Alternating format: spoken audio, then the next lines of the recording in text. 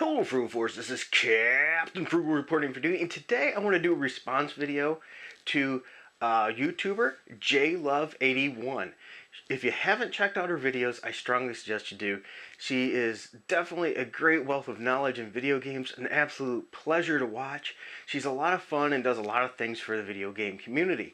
And just recently she did a video about 5 games I wish I had back in the day. And that made me really think. And one of the things she asked for is either a response in the comments or a video response. You know what? I thought, well, this is a really good subject. It really makes me think back. And I would love to do a video on this as well.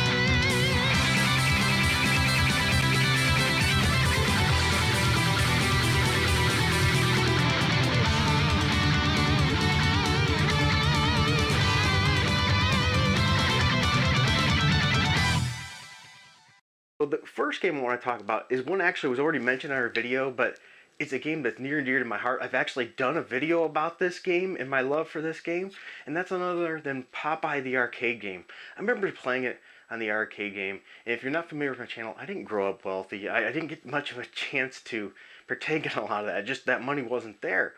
But I remember seeing it and watching it on the arcade machines. It was like watching the cartoon. And I loved the Popeye cartoon growing up. I still love it today, especially the real old ones. The cinematography, the art style and everything was just amazing. I think it still holds up great today.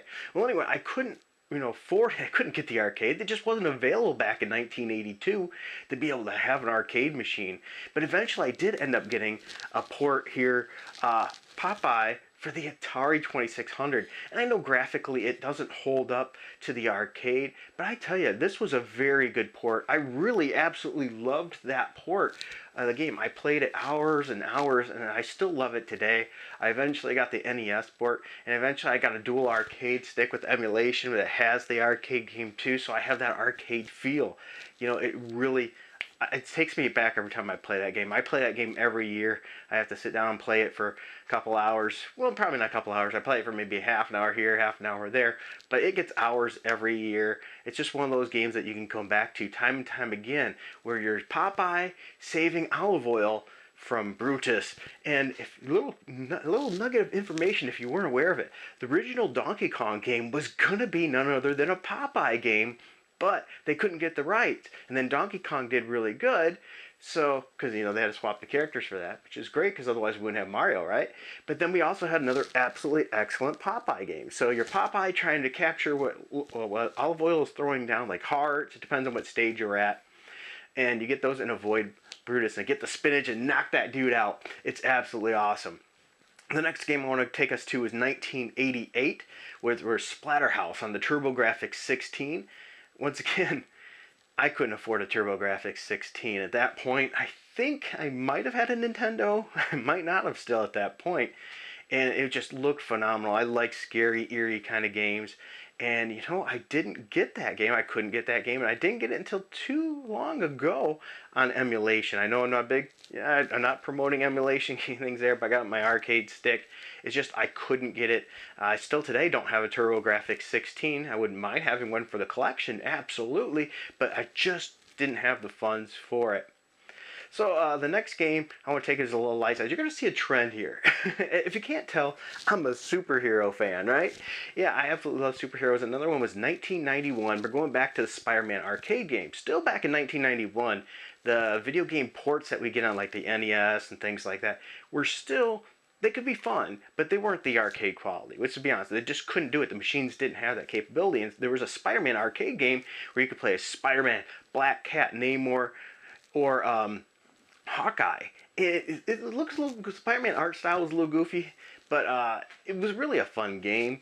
And still, to my knowledge, they have never released it and made a port, an arcade port of that on any console system, but I do have it on my arcade stick.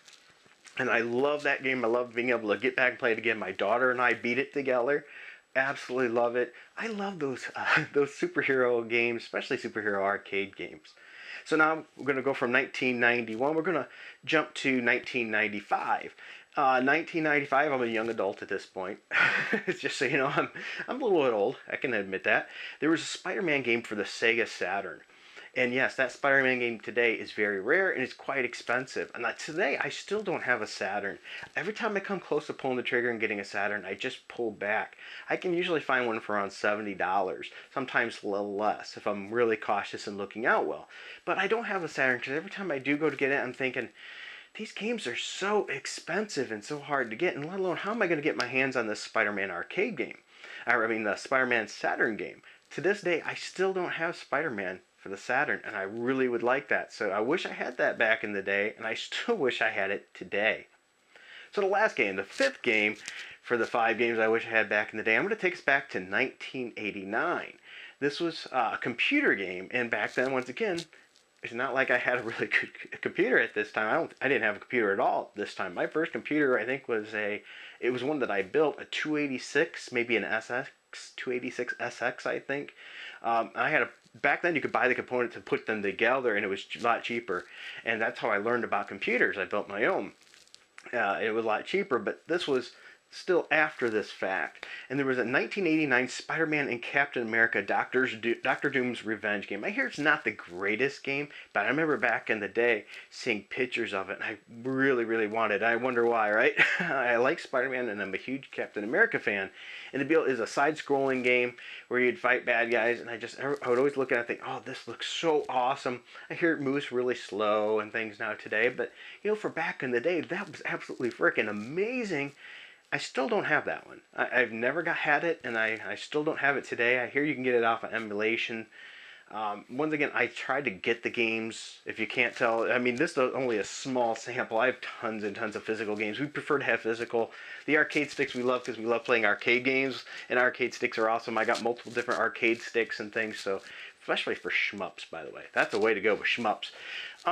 But nonetheless, those were 5 games, you know, so 2 of those are still escaping me because I've never had a Sega Saturn, and I didn't have that computer back in the day. It was on several, like Atari ST, I think it was on ZX Spectrum, and several other ones, but I just back in the day didn't have that. The funds just weren't there. But that's 5 games that I wish I had back in the day, and I want to thank JLuv81 for this topic. You know, I think this is a great topic to get us gamers talking, get us, you know, make connections, see what different generations wish they would have had. Where mine goes back clear to the Atari days, you know, and then some. Where some might have their first start at PlayStation 2. So I'm sure there's lots of other games I just didn't think about that I, you know, back in the day that I would have loved to have that maybe I have today or still elude me.